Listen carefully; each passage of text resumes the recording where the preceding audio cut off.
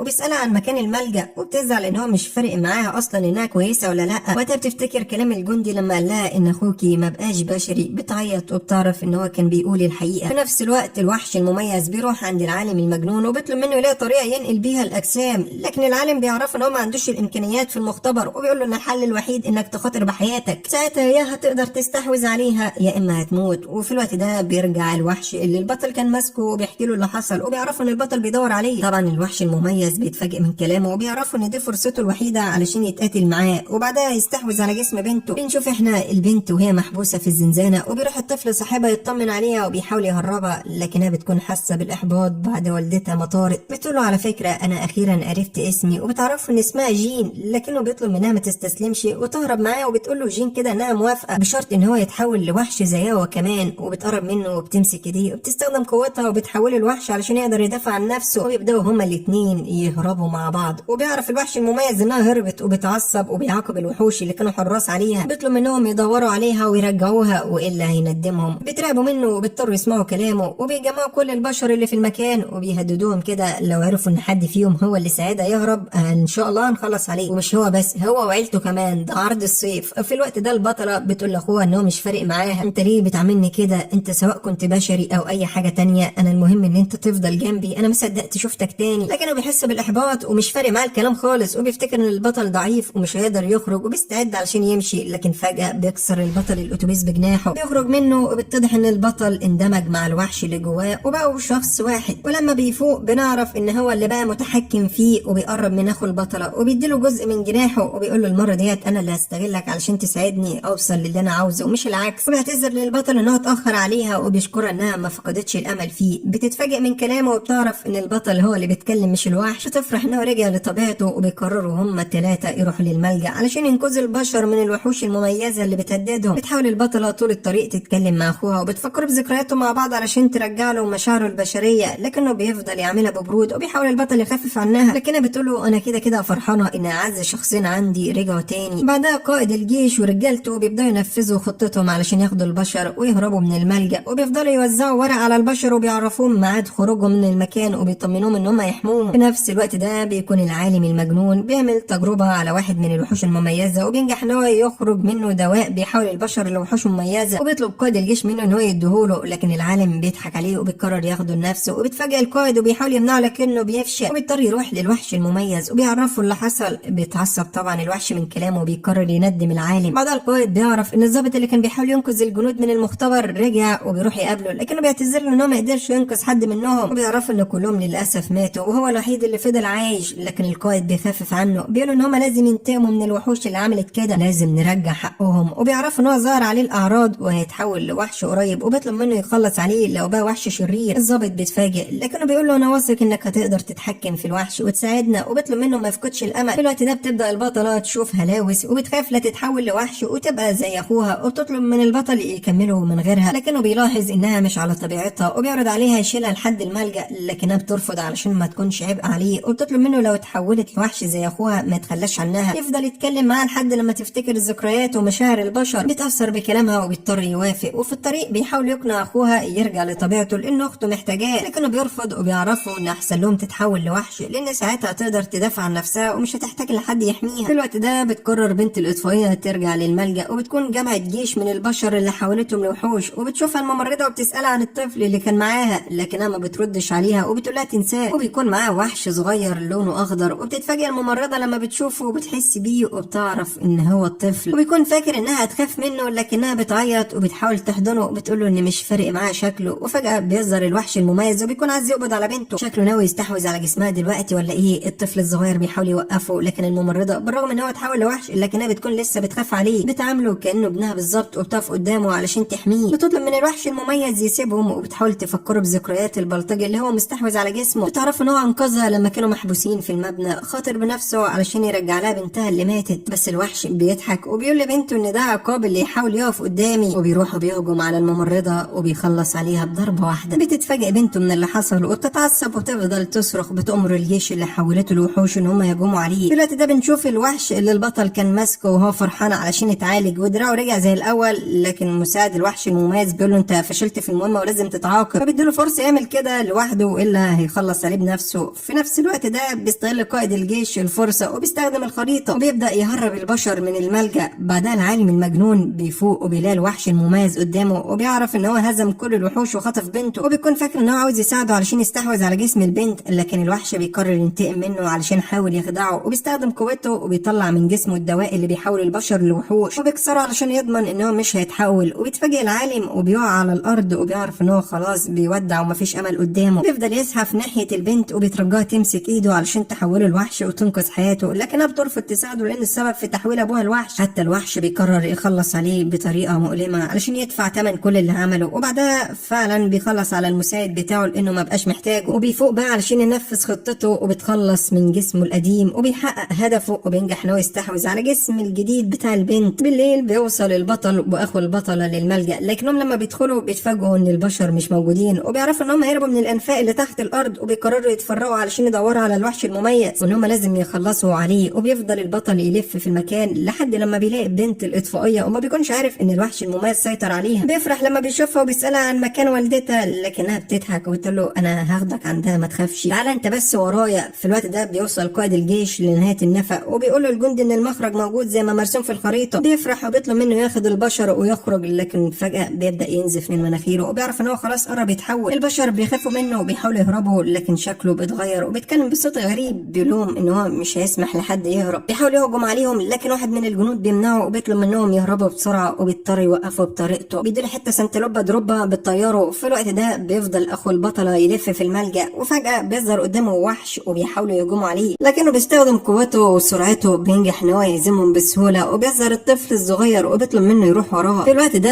البطل بيبدا يشك في الطفل برضه وبيسالها عن والدتها، لكنها بتضحك وبتقول له انها خلصت عليها. بيتفاجئ وبيعرف ان دي خلاص ما عادتش البنت وان الوحش المميز سيطر عليها. بيحاول يتكلم معاها، بيطلب منها انها ما تستسلمش وبيوعدها ان هو هينقذها، وبيستخدم قوته وبيتواصل معاها وبيدخل جوه احلامها. بيشوفها وهي محبوسه وبيحاول يحررها وبيظهر الوحش من وراه. بيبدا يهجم عليه وبيقول له ان مفيش فايده من اللي بتعمله وخلاص احنا الاتنين بقينا واحد، لكن فجاه بيحس بالالم وبيفضل ينزف من كتفه. وبيفوق البطل وبيتفاجئ ان اخو البطله هجم على الوحش وضربه بالجناح بتاعه وبيجري عليه علشان يمنعه. بيقول له اديني فرصه وانا هحاول انقذها، انا هقدر اطلع الوحش منها وساعتها هنخلص عليه. لكن الطفله بتضحك وبتعالج كتفها وبتقول له ان هو مش هيقدر، وبتعرفه خلاص انها ما بقتش لوحدها، معاها جيش وبتستخدم قوتها وبتستدعي الوحوش كلها اللي كانوا عباره عن بشر حولتهم لزومبي وبتأمرهم يهجموا عليهم. وبيبدا ابطالنا يتخانقوا معاهم وبيستخدموا قوتهم، كل لما يضربوا حد ولا التاني بيتفاجئوا ان هم بيصحوا تاني. وبيعرف اخو البطل ان الحل الوحيد ان هو لازم يتخلص من البنت علشان يهزم الوحش المميز اللي جواه، وبيحاول يعمل كده لكن البطل بيجري عليه وبيمنعه وبيطلب منه ما يعملش كده لحد لما يحاول يخرجه بنفسه من غير ما يأذي الطفله. لكنه ما بيقتنعش بكلامه وبيستغل ان الوحوش هجمت عليه وبيرمي السلاح اللي معاه ناحيه البنت. وبيضحك الوحش اللي جواه لانه فاكر ان هو يصد الضربه، لكن البنت بيكون عندها اراده وبتنجح انها ترجع سيطرتها على جسمها وبتخرجه منها، لكن للاسف بتاخد هي الضربه وبتتصاب. بيتفاجئ البطل وبيجري عليها وبيحضنها قبل ما تقع على الارض. بيعتذر لها ان هو اتاخر لكنها بتقول له ان هو مش زعلانه منه. وبيقرب الطفل اللي هي حولته الوحش منها وبيحضنه كمان وبتعيط وبتعتذر له انها عملت كده فيه، وبتطلب من البطل ان هو يهزم ابوها ما تخليهوش يأذي حد تاني. وبيعيط وبيوعدها ان هو يعمل كده وبيفضل ماسك ايديها علشان يخفف عنها الالم لحد لما بتروح من بين ايديه. وبينهار البطل من اللي حصل وبيسيبها وبيروح يدور على ابوها وهو متعصب والغضب مالي عينيه. في الوقت ده بيكتشف الجندي ان قائد الجيش لسه عايش لكنه اتحول لوحش على هيئه بوابه، وبيبقى عمل كده علشان يساعد البشر ان هم يخرجوا من المكان وبيكونوا خايفين لكنهم بيخرجوا من غير ما يحصل لهم حاجه. وبيحاول الوحش القديم اللي البطل كان ماسكه ان هو يروح وراهم، لكن القائد بيكشفه وبيمنعه ان هو يعدي. وبيكتشف الجندي ان هو وحش شرير ومتنكر علشان يهرب من المكان، وبيبدا يتخانقوا معاه وبينجح ان هو يمسكه لحد لما باقي البشر يخرجوا وبيعدوا بامان من البوابه. وبعدها بيستخدم هوبا سنتلوبا وبيحطها في بقه وبيجري وبيخرج هو كمان من البوابه في اخر لحظه. وبكده بينجح ان هو يتخلص من الوحش ده. نروح بينا للوحش المميز اللي بيفضل يستحوذ على اجسام البشر، لكن البطل بيستخدم قوته وبيفضل يطارده وفي كل مره بينجح ان هو يتخلص منه، لكن الوحش بيخرج وبيستحوذ على جسم حد تاني. البطل بيحتار ومش عارف يعمل ايه علشان يتخلص منه للابد، وبيقرر اخو البطله يضحي بنفسه، بيقول له ان انا هخليه يستحوذ على جسمي وساعتها استغل الفرصه وخلص علينا احنا الاتنين علشان نهزمه. لكن الوحش بيحاول يخدعه وبيظهر قدامه بالشكل البلطجي اللي كان بيساعدهم في المبنى، وبيتفاجئ البطل لما بيشوفه، بيبدا يفتكر ذكرياتهم مع بعض والمرات اللي انقذ حياته فيها في المبنى، بيعيط ومش قادر ان هو يأذيه. لكن اخو البطله بيقول ان هو بيضحك عليك علشان يستحوذ على جسمك. البطل بيفوق وبيقتنع بالكلام وبيقرر يسيبه محبوس في جسم البلطجي علشان يتخلصوا منه للابد. في الوقت ده بترجع البطله للبيت القديم بتاعها هي واخوها، وبتبص في المرايه وبتبدا تنزف من مناخيرها، وبتعرف ان خلاص ما بقاش قدامها وقت وتتحول لوحش، وبتحبس نفسها علشان خايفه تاذي حد. لكنها بتتخيل اخوها جنبها ماسك ايديها علشان يطمنها، بتنهار من العياط، بتقول انها مفتقداه، هو كمان بيحضنها علشان يخفف عنها وبيعرفها ان هو فخور بيها وواثق انها تفضل طيبه وتساعد البشر. تاني يوم بيروح البطل يدور عليها وبيقول لاخوها على مكانها، وبيطلب منه يروح لها لانه خلاص مهمته انتهت. ولما بيمشي بيشوف صورته مع اخته، بيبص على نفسه وهو بيضحك، بيحاول يفتكر مشاعر البشر وبينجح ان هو يضحك زي زمان. بعدها بنشوف البشر بعد ما هربوا من الملجأ وراحوا مكان مفروش وحوش علشان يعيشوا في امان، وبيبدأ كل البشر اللي لسه عايشين يتجمعوا في مكان واحد وبيبدأوا يتعاونوا مع بعض وهيبدأوا حياة جديدة من الصفر. بيقرر البطل ياخدهم للمبنى القديم بتاعه وبيطمنهم ان هم هيبقوا في امان. في الطريق بيقابلوا مجموعة من البشر اتولدوا من جديد زي ما حصل مع اخو البطلة، وبيقرروا ياخدوهم معاهم كمان ويعيشوا كلهم مع بعض، وبيفضلوا ماشيين لحد لما بيوصلوا للمبنى. وهناك بيلاقي البطلة واقفة على السطح وبترقص باليه زي زمان اول مشهد في المسلسل، وبيعرف ان هي كمان اتولدت من جديد، وبيفرح ان هم رجعوا تاني لحياتهم الطبيعية وبيقرروا يعيشوا في امان بعد ما الفيروس انتهى وما بقاش فيه وحوش، وخلاص اللي اتحول